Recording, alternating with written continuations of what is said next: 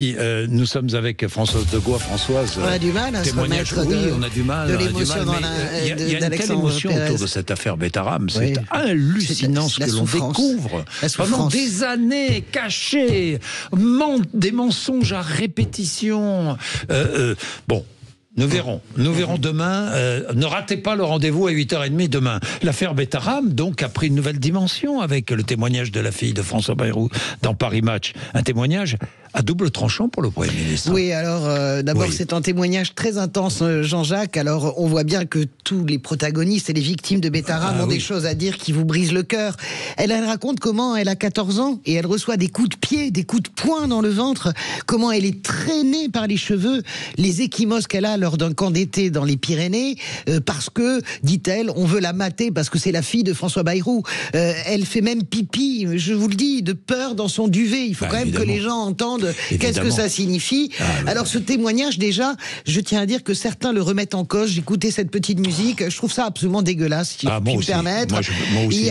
En disant, il n'y a plus de témoins, elle peut raconter ce qu'elle veut. Je trouve ça cruel, je trouve ça dur. Quand on comprend entre les lignes la difficulté d'Hélène Perlan, c'est son nom, à témoigner. La fille de François Bayrou, d'ailleurs, qui a changé son nom pour ne jamais être liée publiquement, en tout cas, à son père. Ce père qu'elle protège dans son entretien. Elle le protège véritablement, c'est même la première phrase. Elle le protège en disant la vérité. Alors, elle affirme qu'elle ne lui a jamais rien dit, pas plus qu'à sa mère, parce que la politique, dit-elle, c'est tellement violent et qu'il a toujours pris des coups là où il était élu, c'est-à-dire dans le Béarn. 39 ans après, voilà donc une femme de 53 ans qui dévoile une vérité tout à fait insupportable. Vérité cachée donc à son père, élu tout puissant de ce Béarn depuis tant d'années, et dont la mère, vous le savez, donnait des cours de catéchisme dans l'établissement. C'est certainement le point qui sera le plus discuté et commenté. Savait-il, ne savait-il pas? En tout cas hier, François Bayrou, vous l'avez dit, a lui-même déclaré lors d'un déplacement en Isère, ça me poignarde le cœur. Oui.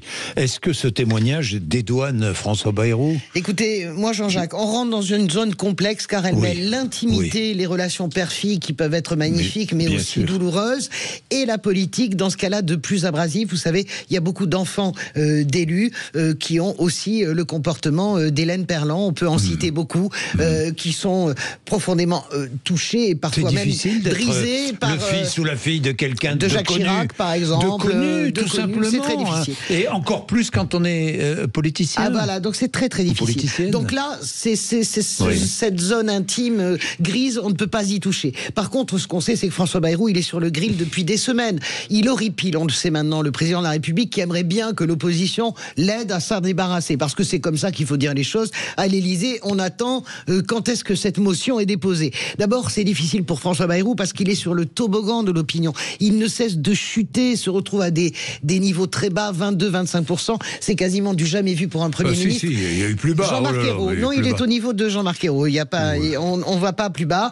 Et puis, il y a ce mur. Alors, ce mur, moi, c'est pas moi qui emploie cette expression, c'est ses amis à François Bayrou. Ils considèrent que la commission d'enquête parlementaire, c'est un mur sur Betaram. Il sera entendu, vous le savez, le 14 mai.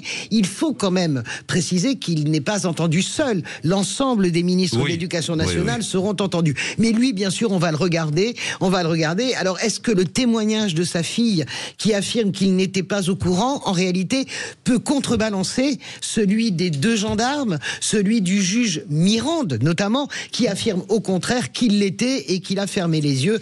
Rien n'est moins sûr. Alors, vous savez que François Bayrou est sous la menace d'une motion de censure. LFI, qui a la présidence de la commission d'enquête, avec Paul Vannier, qui s'est vraiment engagé beaucoup, LFI voudrait la déposer, mais a besoin que le reste de la gauche suive. Mais pour déposer une motion de censure, il faut un motif sérieux, c'est-à-dire celui d'un Premier ministre menteur. C'est ce qu'il faudrait démontrer le 14 mai, que François Bayrou ment. Alors là où les Insoumis ont raison, c'est que Betaram, plus que les retraites ou le budget, touche véritablement l'opinion publique. Mais là où il se trompe, c'est de sous-estimer la capacité de François Bayrou à résister à une audition, aussi dure soit-elle, et même si intervient sa fille qu'il aime avec ce témoignage. Ben oui. Et puis s'il disait la vérité. Et s'il disait la vérité. Oui, non, parce que on ne sait pas. J'entends, il ment, mais qui sait s'il ment ou pas? C'est la démonstration que veut faire LFI. Les accusations un peu gratuites, un peu faciles. Je ne sais pas si c'est gratuit ou ça file, j'en sais rien, on verra bien. Laissons travailler la commission d'enquête. Je suis d'accord, suis d'accord. Bien, demain Alain Esquer, le silence de Betaram, témoignage 8h30, il est 7h54.